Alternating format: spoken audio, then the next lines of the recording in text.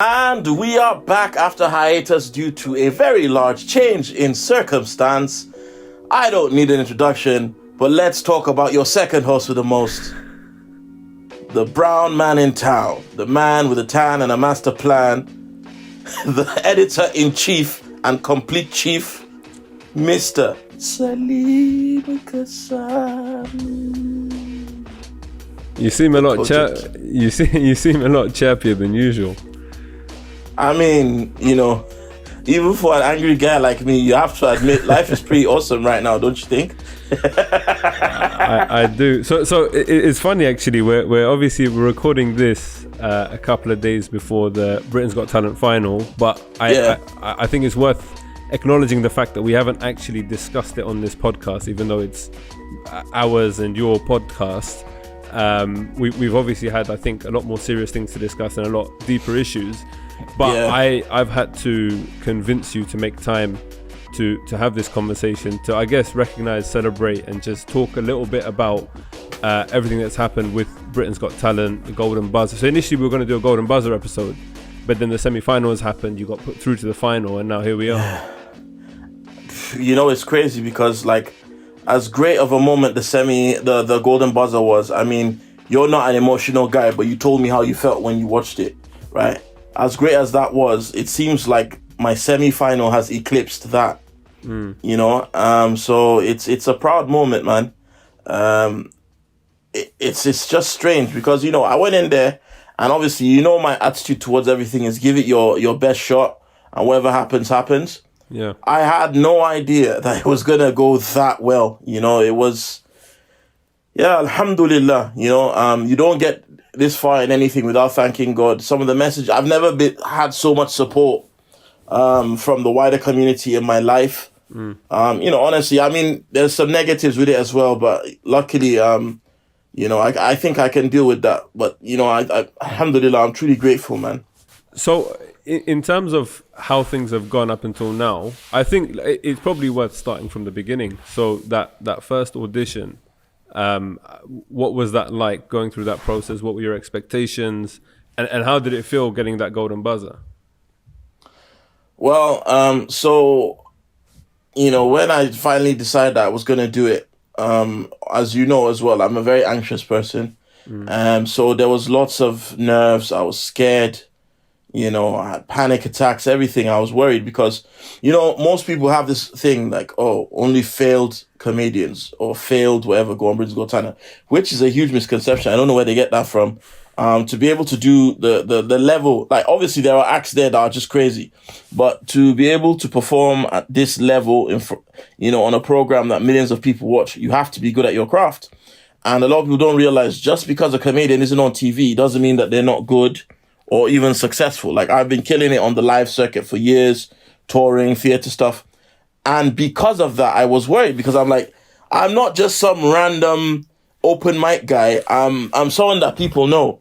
So if I go on there and flop, that's my entire career gone. So like, there was all these thoughts in my head. And you know, mainstream television has never really given me that much of a look in, you know, for obvious reasons with my content. So I just thought, you know what, the live stuff is going, but something just told me, my fitra just told me that now is the time to try again and break into mainstream television. And I just thought, you know what, Britain's Got Talent is one of the best ways to do it because there's no real middlemen once you get past the audition. And I'm confident in what I do. I knew that I'm good enough to get 4 yeses.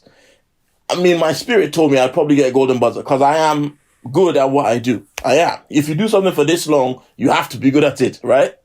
So I went on the day, and I remember the audition day, man, that was chaotic. It was one of the most tiring days, man. But yeah, you know, it was nuts. We turned up early in the morning, and I didn't get on stage until like almost 10 o'clock at night. Oh, wow. The whole day? Yeah, and I'd only had 3 hours sleep the night before because of my anxiety. That's mad. And when I told you about reaction, I had messages from people who know that obviously we have a podcast together and whatever, and were like very happy for you. And a lot of them were, as you say, quite emotional, and people even cried. And I think there was something in that kind of raw energy in your reaction when at that moment that I think connected with a lot of people. What does that even feel like? Because you're on stage, you've just smashed a set in front of thousands of people, and then to kind of get that the golden buzzer from Alicia and everything else. What does that moment like? How do you even begin to describe what that was like? In order to really answer that question, I have to tell you that, you know, my journey in this comedy thing, like when I first started doing comedy, a few months into my career, I landed a TV show on channel, aka all the real ones right now watching in the like late 20s, early 30s. Those of you who used to watch channel aka or channel U will probably recognize me or remember that. Big Nasty, right? Yeah, Big Nasty, the Jazzy Show. I'll leave the jokes up to you from now on. We'll skip over that bit. the Jazzy Show, all this kind of stuff. I started then. I had a TV show then, and I had sketches, and it was quite popular, and I was, you know, bringing my own style of comedy to channel AKA, but the guy who ran the channel started telling me to, like, they were giving all these ideas and stuff, and you know the things that come with the music industry, because even though it was a comedy show, it was on a channel primarily for music. So the things that came with that, I was not comfortable with. You know, they were asking me to do things I wasn't comfortable with. As much as some people like to act like I'm this super liberal guy, like there's certain things that just didn't, you know. And then some of the sketches they asked me to do and things like that, I said no. So in the end, I turned it down. And I didn't get any TV work again for years. Then I remember around that time as well, after I won a competition, I got to open for Omid Jalili. I performed at Hammersmith Apollo very early in my career. You know, an agent came and he tried to cast me in a film. And I went there, and then when I read the script, there was stuff in the film at the time that I felt disrespectful to Islam and Africans. It was some really dumb stuff happening, and my character was going to do some things that I felt were shameful. So I basically turned it down. So it was years before I ever got a part or anything on TV. And then, like, I would do comedy competitions, right? And I would make it to the final or semi-final, and judges would not give it to me because I talked, like, they didn't like the topics I was doing. And obviously you've watched me over the years, so you know that what I'm doing now, in fact, what the people are seeing on TV is watered down. Well, not really watered down. The sanitized version. Yeah. But so I was just going to say, even with regards to, like, the content, as you say, your social media is also reflective of, and like the response that you've had with trolls and things like that, even after the semi-final, has just been very much true to your nature for the last however many years that we've known each other. But how I think the topics that you've covered, especially in the two auditions or the two sets that you've done, the first one I think was kind of about the Muslim experience, the second one about being a black person in the UK and talking about the far right and everything else. I know what the answer is going to be. Has the thought never crossed your mind of just how much you might antagonize people and people might not like you as a result, and also, you know, closing doors for yourself as a result of that? Like, have you never been, you know, wanting opportunities and thinking, oh, if I just change the way that I do things, the way that I speak, I will get those opportunities that my merit kind of deserves? Thing is, I would rather fail being myself than succeed being someone else. And that's the thing. So we talk about the golden buzzer reaction. You know, there's a competition on TV that was on ITV. I won't say the name of the competition, where even I was the best on the night. Anybody that watches the program can see. And a judge said, oh, the Nigerian guy just talked about being black and Muslim, so I'm not gonna, you know, like, so many times it has already cost me opportunities. And I think that when I got the golden buzzer on stage, because at first I didn't think I got the buzzer. At first I thought they gave me the 3 red X's. I thought they Wakandaed me off. But when I saw the confetti falling down, what you saw was 11 years of frustration towards mainstream media, anger, and also happiness as well. and relief, because I was like, you know what, I've got haters, man. There's people that dedicate hours of their day to try and ruin mine, and they never succeed. But there's people out there who spend a lot of time actively trying to do me harm and take food out of my children's mouths. And I just thought, if I flop on here tonight, I'm gonna lose a lot. I'm gonna lose a lot, because I've built what the career I had when I went on that stage was good. Now it's gonna be better, but the career I had was good, and I was like, if I flop, I'm gonna throw away all the stuff that I've had to work hard for. And my whole career I've had to fight. I've had to work harder than everyone else to get what I have. What little notoriety, what little recognition I've had to work hard to get. So the fact that I did it, I did not fail my family, I didn't fail my fans, I didn't fail myself. That also the vindication that, like, people don't see it. Like, on that day I had, what you see is edited because of time. On the day, I got like 3 standing ovations from the audience. I had to make them sit down so I could finish my set. I smashed it. I swear to God, I can show you a screenshot. After this, I'll show you. Somebody that was working that day backstage said they had to stop all interviews backstage because the audience was being too loud. Wow. The audience was being too loud. And people will be like, oh, I mean, look at the response majority of social media has had. Not the far-right idiots, but majority of the viewers of Britain's Got Talent. Look at how there's never been a response to anybody on BGT at semi-final like what I've just gotten. I don't know if I'll win. I hope I do. But this semi-final, like right now, when you Google Britain's Got Talent, whose name comes up? When you search, when you search Twitter, Britain's Got Talent, out of all the contestants, I'm the only one that shows up. You were trending above the Pope at one point in the UK. But it's been, I think it's been crazy also, like from my personal perspective, speaking to you in anticipation of this stuff beforehand, whatever else, and then seeing the set. And obviously, like, I think it's weird whenever you see someone doing something, you want them to win, you wish the best for them, but then objectively being able to actually look at the set, and I think especially the semi-final, you smashed it, and Alhamdulillah. It was one of those where there was just so many lines and so many different references that I think kind of ticked boxes for so many different demographics as well. It wasn't like you had to be from it, because a lot of people as well, the trolls, whatever, are saying that, maybe it's a London thing, maybe it's a black thing, and maybe I don't get it. But actually, there's more than enough on there where you talked about very serious things, and I think that's also been a theme of your content beyond the stand-up, but that when you're posting online, I guess, not the week before a big final like this, but generally you're always talking about very serious things. It's not just trying to make jokes and make light of things, but actually talk about very serious issues. For yourself, because even I mean, you've mentioned the fact that if you were to win, you would be using the money in part, or I don't know, entirely to fund an orphanage that you have back home in Nigeria.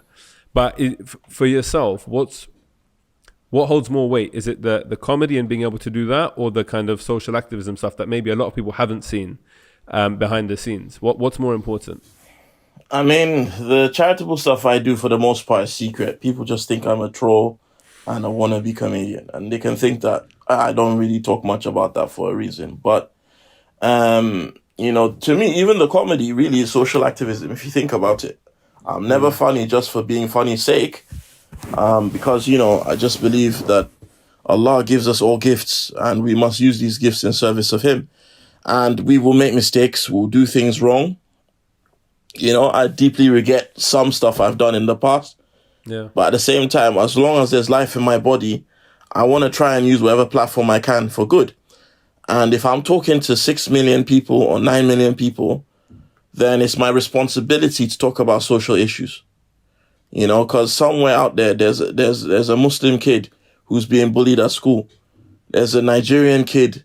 There's an Asian kid. There's a working class white kid. There's somebody out there who can relate to what I'm doing. And maybe that is what stops that kid from killing themselves that week. You know what I mean? Like, I've learned to see things deeply because I've bumped into people now who've told me what a profound effect little things I've done has had on them. And now I take that role very seriously. It's a big responsibility. There was that example you gave the other day, like obviously not on the podcast, but you were saying that there was someone that you met that saw you 10 years ago. I think for the interest of others, it's important, I think, for people to appreciate that, because we don't always... She said it. She actually said it on the discussion that you chaired. Actually, that's on the TMV podcast. It's on record, and that's an influential sister, man. Yeah. What did she say for the purpose of people that haven't heard that? I mean, I feel weird even repeating it, but she said how she was a little black girl at these Islamic events that felt out of place. And it was seeing people like me on stage that made her feel that maybe she could get up and make a difference for the ummah and do the things that she's doing now. To paraphrase, right?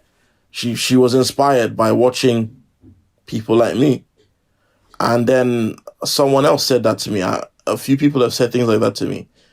And I'm just blown away by it, because I ain't nobody, man. Like I don't take myself as anything, So, but hearing stuff like this makes me realize that you never know, man.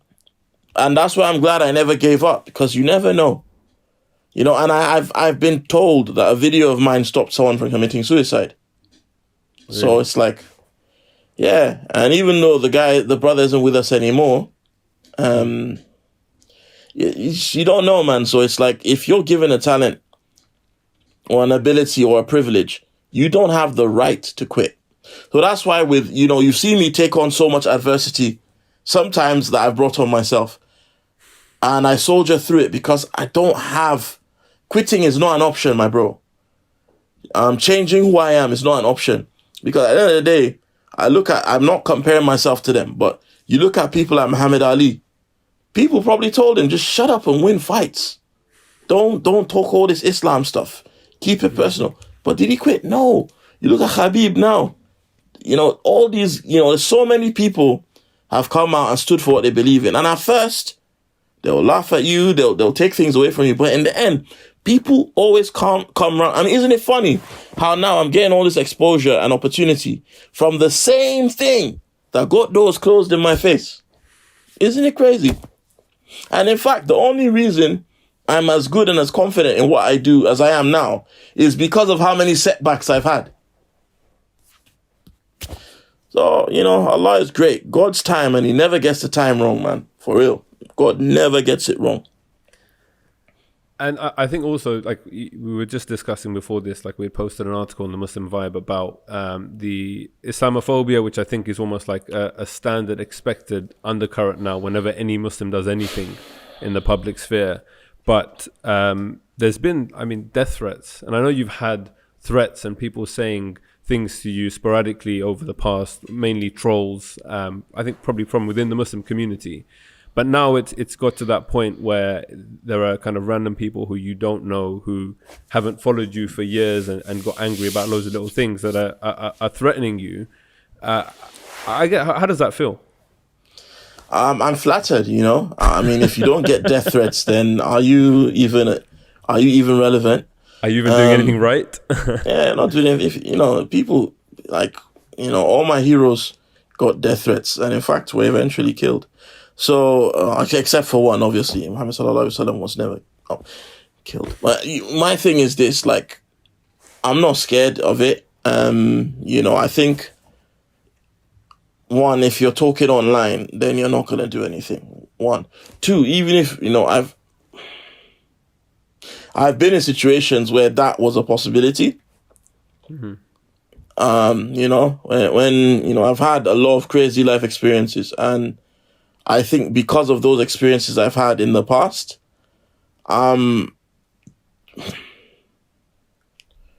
without sounding like I'm not trying to project bravado, this is very honest. I don't really fear death in the way that other people do, because I know that it's going to come one day. What I fear is having wasted my life before I die. So when people send me death threats, because I've spoken out against injustice, I just think you're not going to do anything. But if you do, then you've helped me. I don't mind. I don't mind making that sacrifice if that is the reason why. If it's because I spoke out against racism that somebody would do that to me, that would be an honor. You know, it's better that is the reason than, you know, something stupid, for example, or something pointless, which unfortunately in the environment that I used to be in, a lot of people lost their lives over stupid things. So if I lost my life because I stood on TV and I proudly said Allahu Akbar, then Allahu Akbar. And the Ofcom complaints, how do you feel about them? I'm disappointed I didn't get more. It's funny, I guess, like this year, it feels like all the coverage of Britain's Got Talent has just been around Ofcom versus ITV. There was first the diversity dance, which I guess triggered a lot of people, and then Alicia wearing the BLM necklace thing, and then I think just your very existence as well is a thorn in these breathing. people's just breathing. Coming over here, taking our air. But I mean, look, I know, you know, as you said, it's not about bravado or anything else, but the hate at some point has to hurt, right? No? I keep saying this, man. I'm black. I was born into being hated. Something I've dealt with my whole life. Like, this is the thing. Like, someone like the person that me and you sat down with to have lunch the other day, yeah, maybe it would hurt someone like them because they don't know that hate like this exists in the world. But to somebody like me who has been raised conscious of it, these people are just raising their garments and showing us what is concealed. They're disrobing. Yeah. That's what they're doing. There's nothing that's happening now. What surprised me isn't the hate I got. It's the support. Really? Because, like I said, my whole life, my whole career, I've always had to stand on my own 2 feet. There's never been a crowd around me, bro. People admire me from far, but are too scared to defend me. People admire my work from far. In secret, they say nice things. But people always hide behind me. And you've seen this yourself. Even my biggest supporters, a lot of them, are too cowardly to step out in the line of fire and help. And that's cool, because again, that is the black experience. Everyone hides behind us. So for me, this is the first time where people are trolling me and I don't have to respond. I've never had anybody fight for me before. But you've got people actually. To be fair, I've seen it as well. Like especially after the semi-final, I saw people attacking, and then you would have random white people, non-Muslims, anyone just coming in and actually coming to your support, which is quite, I guess, especially for yourself, is quite unique. Yeah, it's a relief. So you know, I told you the other day that I've been reading Malcolm X's autobiography. And I think what's really interesting about it is that it's almost set in a different world in terms of like how polarizing everything is at that time, especially with like the civil rights movement, and you know they were actually fighting for equality in a legal way. But what we were discussing the other day was that there seems to be like there's still that same narrative in people's heads, but there's there's layers of complexity that people kind of mask their attitudes with. Do you think this is slightly off topic, but I think it's relevant as well, but do you think the landscape has changed that much from the days of Malcolm X when it comes to the black experience in kind of mainstream society? No, I don't think it's changed that much. I think now we just have again, there are certain complexities put in place to deflect discussions. Okay, in the literal sense, is there segregation legally? No. Is there apartheid legally? No. All these things don't exist legally. Yeah. Is there a caste system? Not legally, I don't think. But they exist in other ways. Because it's like if two men who are equally fit have a race, but one guy is maybe 4 yards ahead of the other. The guy 4 yards ahead of the other will always beat the guy that's behind. Even if the guy behind is exceptional, maybe he might close the distance by like 3 yards. Yeah? But the guy with the head start will always be ahead. So what you have to understand is that in the West, around the world, really and truly, black people have been held back by more than just white people, by a lot of people. And because we've been held back, other people have had different levels of head start. And because they've had different levels of head start, you know, while segregation may not legally exist, right? There's still segregation because certain schools will have a history, for example, of taking in a certain class of student, and only a certain number of races or communities will be in that class or be in a position financially to afford it. Because, you know, things like intergenerational wealth, they exist because somebody's grandfather was able to get a job, but maybe mine wasn't. So you have it handed down. So because of that, that's why eating is still full of whatever. And then when we relate it back to stuff like Britain's Got Talent, for the longest period of time, British television has been dominated by white, upper middle class people. The lowest class people working generally in TV stations are still middle class. They're just lower middle class. So that's why it's taken so long for black people to break through. And that's why people get angry when they see us celebrate our victories when one of us does well at something. But it's that the hurdles that we had to jump through to be able to do that. You know, we have to excel. We have to excel. That no matter, it doesn't matter what field. You know, it doesn't matter. Like if you're a doctor, if you're an Asian doctor in a team of doctors, you're gonna get the more shit. If you're an African doctor in team, it's just because there is that long head start that different people have had over each other. You know? So if you talk about Malcolm X and his times, people still have the same attitude.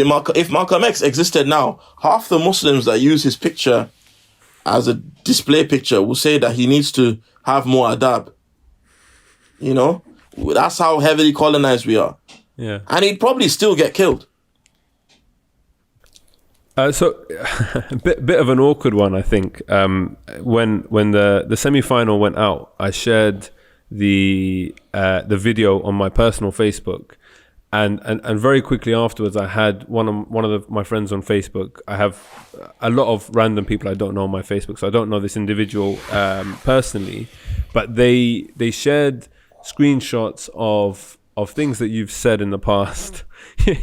You're already making that face. No, but I think it's probably worth addressing because you've also tweeted about it that people are gonna, you know, bring up and talk about things that you've said and done or whatever else all the time. But I mean, I guess once and for all, almost, not that this is like the most definitive platform, but generally, do you want to address the things that you've said about Asian Muslims being the descendants of I don't know. I mean, I'm not going to repeat the things you said.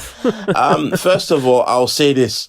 A lot of the stuff that, like, there's a big definition of that term that I use. And the people who are spreading the screenshot initially, they know that that's not what I'm saying. But forget that. Even because some people read that and genuinely get hurt because they think that's what I mean. And that's not the case. And I am sorry about that. But what I'll say is, like I said, this whole time, I've always been by myself when it comes to defending certain things. Like, you know for a fact that I'm not. Well, I'm sure by now if I was racist, you'd have figured out. I'm not. I'm too educated to be a racist. But what my problem is, I'm very hot-headed. Like, I am tongue-in-cheek when I'm happy. When I'm angry, I'm just vicious. And, you know, because, as you know, for a long time, I've spoken about certain topics like anti-blackness and so on in the community. You have seen it yourself that I've been a target, and particular groups of people would make 5, 6, like, even if you look, most people who attack me, right, and say things about me, if you check, those guys, most of their friends, they don't have anybody that isn't like them in their group of friends. So it'll be an Asian guy, all his friends are Asian, and if you look at them, they spend a lot of their time attacking black people. or they have certain attitudes. You'll see they're always in arguments with people. These guys used to target me. They would make profile after profile after profile, and they would target me. And what they would do, they would bait me into arguments when I was younger. Because remember, I've been on social media 15 years. So like, I was like 19, 20 when I first got on socials, right? And these guys would argue with me when I was like still quite hot-headed and passionate. And they would say the most vile things to me. And then over time, when I got married and they figured out that my wife was Asian, these people would constantly say things about my wife, my children, my race, and it would be constant. And it's like, at the end of the day, a lot of them would have hidden profiles. So it's like, I can't say, oh, look at your face like this. So the next best thing is, okay, they say something about my culture. They would crack jokes about Nigerians and stereotypes. So like the most common one, if you read that thing, you see me saying, it's okay for you guys to talk about emails, because they were talking about Nigerians being fraudsters. So I was like, okay, but when I say this about you, you don't like it. And I named the stereotypes to do with South Asians. You know, and it's funny because people, even online, many times, like Twitter and things like that, people say, oh, Nigerian, fraudster, voodoo, this kind of stuff. And I'm like, okay, but what are the stereotypes that South Asians have? Because a lot of the time, these guys who do these things and put down other races forget that there's so many things about Desis that can be used to make fun of them. You go to a lot of these Desi groups, you'll find in the comments, when there's a video funny about a black person, you'll see in the comments they're saying things like monkey, bandit, all this kind of stuff, right? So these guys would come and say all this stuff to me, and it would get me angry. So I'm like, how dare you talk about me like that when you know that I can say these things back to you? And after a while, I would just let it fly, and I would say whatever I knew would get them offended. I'd call them whatever I knew. I mean, there's certain words I'll never use, like the P word and whatnot. But people, and the thing is, these guys have WhatsApp groups, as you know. They've got, you know this, they've got WhatsApp groups, they've got loads of fake. Most of the profiles you see leaving these comments, you go on their page and that's all they do. They troll people, they do these things. And back in the day, I would respond and I would say vile things back to them. Because at the end of the day, other people watching wouldn't say anything. People would inbox me and be like, oh, I'm so sorry, my community has disgusting views towards black people. But they would never ever come to my defense. You know, and you've seen it as well. Like, I remember you've seen it yourself. Many people will see the truth, they won't speak. Same thing like when people are being sexist or whatever. Many brothers will see a brother making inappropriate jokes or whatever, they'll keep quiet. You know, there's one guy I saw who was even recently saying, oh yeah, Nabil said some stuff about me and it was personal. But I still have inbox messages of the guy messaging me to apologize for insulting my wife. He was the first person to do it. But many of these people, when they see that someone else has shared a screenshot of me, of something bad that I said how many years ago, they'll jump and be like, yeah, he said this to me. But they never mention that, like, for example, you're my witness. Years ago, 2 years ago, 3 years ago, I made a video and I apologized for this and I explained. But they'll still come back later with screenshots with no context. They never show you what they said first. About, oh, look what he said. And they always wait to when I'm doing something where it looks like I might gain something, and then they come to try and ruin things, you know. And these guys, some of these screenshots are 6 or 7 years old. Some of these screenshots, I mean, I'm sure there's some from recently as well. But it's like, after a while, if you're one man and people continuously harass you and say horrible things to you, well, I mean, let's be honest. If a man insulted your wife to your face, what would you do? You'd have to do something, right? What would you do? Like, you're a similar kind of man to me. You're not like a meek, timid person. Yeah? Yeah. You know, because some people, maybe they're a bit cowardly or sickly or weak. So when somebody says something about their family member, they'll just take it. But I know you. How would you react if somebody walked up to you and said, oh, why would your wife marry a dark monkey like you? What would you do? Yeah, you definitely fight back, say something. I'm something. I'm the if kind someone of guy talks about your wife to your face. We've had these conversations before. We're different in the sense that I would definitely confront them. I wouldn't just let that slide. If your wife and kid were there and they said something about your wife and kid. I don't know, because I haven't been in that situation. And I'm pretty sure that's the answer. Okay, well, I pray you never are. But the thing is this, these guys saying these things online say it because they feel it's safe to say it online. Right? And this has been my experience and the experience of many black Muslim brothers and sisters. They target me. And I admit, yeah, I'm wrong for responding, but at the same time, I'm a human being. And remember, I'm not a da'i, I'm not a sheikh. I'm a Muslim, yes, but people hold me to a greater standard than they hold the people who start problems with me. So while I do apologize to people who are seeing these things now and are upset, I want them to understand I've apologized for these statements before. But what I haven't gotten is apologies from all these people who have intentionally lied about me, who have slandered me, who are the people that instigated problems with me, have lied about my family, have said things about my in-laws that aren't true, made up stories about me. I've heard all kinds of stories about me and my in-laws too. But there is this, and I think we might have spoken about it on one of the episodes that we didn't end up releasing on this podcast. But there is this nature in the Muslim community, and I guess in all communities. But we can speak for the Muslim community because we've seen it. But whenever someone gets into a position of prominence or starts to climb up in any way whatsoever, you've got 50, 100 people trying to bring him back down because we ultimately, for whatever reason, don't want to see each other's success. There's that, but there's something else. Whenever black people get into altercations in the Muslim community, everybody wants us to be passive and forgive, but they don't have the same mentality when it's for their own. Brother, you should have sabr, you shouldn't have said that. But nobody ever says that to the person that calls me nigger, kala, monkey, bandit. No one ever says that to the people that call us these names, or the people that exclude us in one way, shape, or form, or share false information about us. There have been so many things over the years. Nobody ever says anything about that. People always get angry with us for the way we react. What they don't understand is this. If you Asians who are not racist witness racism and react angrily to that, people like me would not exist. People like me would not be enraged. People like me would not be fighting every day because everyone else would be doing something about it. People will say things like, oh, why can't you be patient like Bilal radiallahu anhu? They forget that Bilal killed the man that enslaved him eventually. So if you really want us to be like that, we can. So all I'm saying is, I agree 100%. I was wrong in those things that I said, but I've apologized for those things already. I've deleted those things. You look at the way I respond to things now, I ignore, or I respond with grace and humor. Even the Daily Mail released a paper today, a story today, saying how they really admire how I deal with all the abuse I'm getting now with grace and humor. I'm not threatening people. I'm not getting into altercations with anybody. I'm not arguing with people. People say something, I'm going to have one funny comeback and then boom, I'm gone. Or I block or I mute. But these guys are trying to draw me back into that, And I just think as well, you people that are seeing these screenshots and giving these people an audience, ask yourself, what kind of human being creates a fake profile and then spends 2 hours of their day sharing a screenshot over 120 times, 150 times? Are these people normal?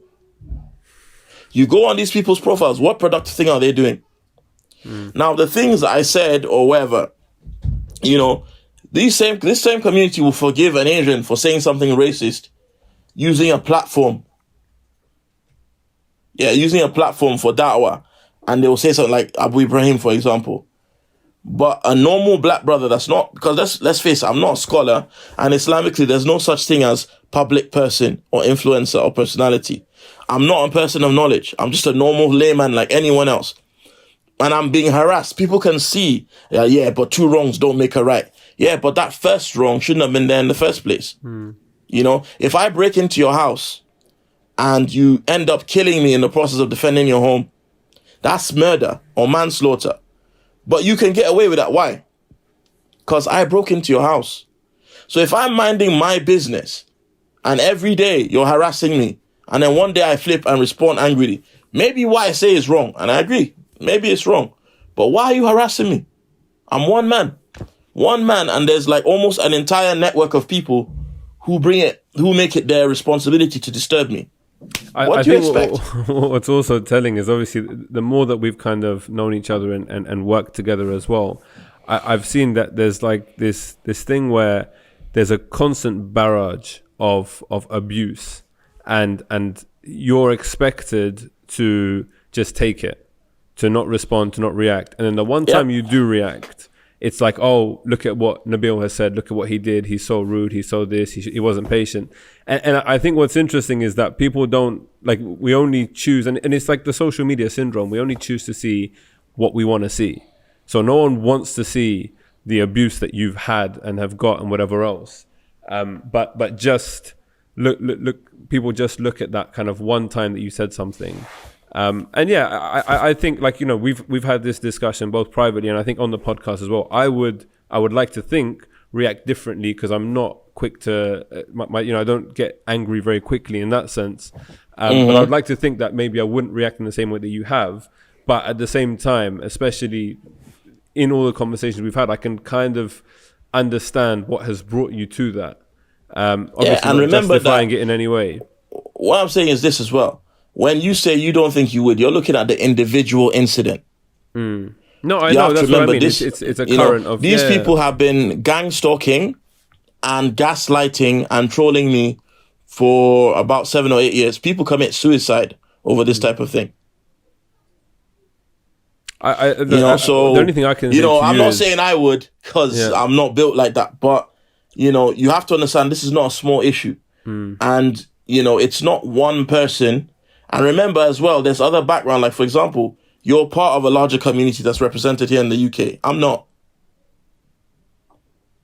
Among Muslims, like, black Muslims are small, scattered, whatnot, right? So I'm a minority within a minority. I'm a third-class citizen in this country.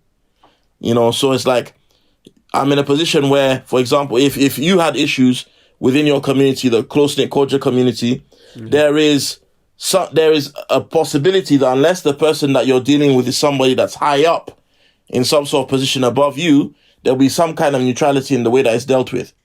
But for most black Muslims, if you're in a Muslim environment and an Asian or an Arab does something to you, you know that you're not going to get justice, because for the most part, people will have a bias towards their own.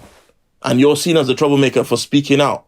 Why? Because a lot of the time, the negative attitude that you're speaking out against is seen as normal. I'm not saying all Asians are racist, because people love to come with that. But what I'm saying is, even the ones who are not are so used to seeing this ignorance that they don't speak out against it. And many don't even know it exists because they haven't made the effort to see how the rest of us live and how the rest of us are treated. So once again, I'm not going to apologize again for this stuff, because I've already done that at least 2-3 times. I've made statements about this and I have witnesses to prove it. These people aren't interested in apologies. They just want to try and stop somebody from gaining. And the thing is, I don't care, because the risk is from Allah. The only reason I'm even discussing this with you is because I have a lot of South Asian followers who may genuinely think that I hate them just because they're South Asian. And I don't. If I did, you know, I mean, like, it's very easy to confirm what my views are. It's very easy. I'm a very approachable person if people come to me with respect and ask me what I think. But a lot of the time, people don't do that. They come in online with a very aggressive energy that they would not approach me in person with, you know? So yeah, I'm not a prejudice. Like, we do have our prejudices, but I'm not a racist. I don't hate any group of people. I can't, you know, literally I can't. I've got a whole team of all types of people around me, and I strive to make sure that things are good for all types of people around me, you know, but I'm at the same time, I don't apologize for taking pride in my culture and who I am. And I will not tolerate anybody trying to disrespect me on the grounds of where I'm from, how I look, or what language I speak. So coming back to BGT, I feel like, and also looking historically at like the winners and the finalists in the past, I think just getting to the final itself is a big enough accolade to change the trajectory and direction of someone's career. And I'm sure it will have an incredible impact for yourself if it hasn't already. But what changes for yourself in terms of what you're trying to achieve and what you'll do with the enhanced platform that you'll now have? Man, it's not hard to see what I'm going to do with the enhanced platform that I have, because you can just check my track record and my history. Those that know me personally know the things I've been doing. Like, people say things like, oh, if I win, I will give money to charity. I'm already doing charity stuff. I'm already out here on these streets working in my community. And I made a point as well when I got interviewed, like, oh, so are you going to if you win, are you going to send money back home to them? Of course I'm going to do that. Every Nigerian sends money back home, regardless. Shit, I sent money home just the other day. But the thing is, apart from that, I live here in England. I've got a community here. This is where my kids are. So I have to make what's around me better as well. And I'm doing that regardless of whether I win or not. Even now as we speak, I'm doing what I need to do, the things, what I can do. But winning, winning or going further in the competition will give me a bigger platform to continue doing what I'm doing. Like, for example, let's be real. People act as if I spoke about this stuff. My naysayers act as if I spoke about this stuff just because of the complaints on Black Lives Matter. My episode was recorded 5 weeks before it was aired. As at that time, I had no idea that diversity had done a dance or that there were going to be complaints. I had no idea. I did it because that's me. And people have been watching my old videos on YouTube saying, wow, this guy has actually been the same, consistent all these years. So with everything, man, the bigger my platform gets, I didn't have to do what I did for the semi-final. And most people were telling me, don't do anything too political. Don't do anything. People were telling me not to do anything political. And I said, no, I'm going to be me.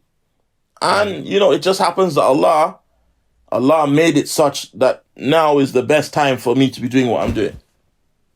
And to me, that is a story, if any, that is evidence that you should be yourself. Don't be anybody else. I really hope. I hope that the next time we record an episode, we're going to be in some swanky studio with sponsors and advertisers and all of that.